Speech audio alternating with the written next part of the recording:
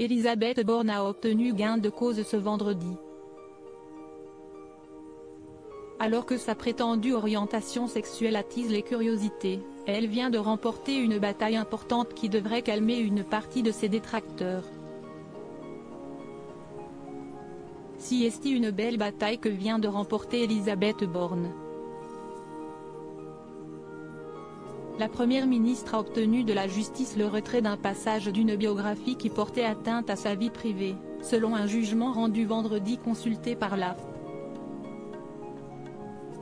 Le tribunal judiciaire de Nanterre a jugé que ce passage revêtait un caractère gravement attentatoire au respect au droit à la vie privée de la première ministre et n'avait que pour objet d'attiser la curiosité du public sur sa prétendue orientation sexuelle.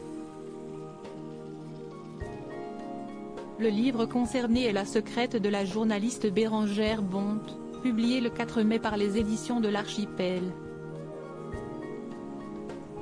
Celles-ci devront payer à Madame Borne 1 € de dommages et intérêts, et de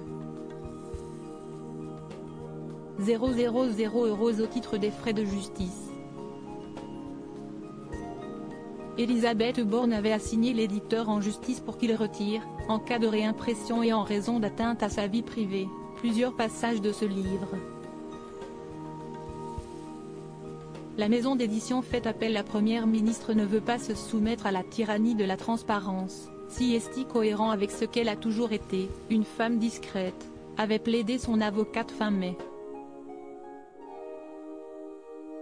Toutefois, le tribunal n'a pas accédé à toutes ces demandes. Il a expliqué dans le jugement rendu vendredi que la suppression de certains autres passages, dont celui de la supposée anorexie de Madame Borne entre 2012 et 2015, constituerait une restriction disproportionnée à la liberté d'expression.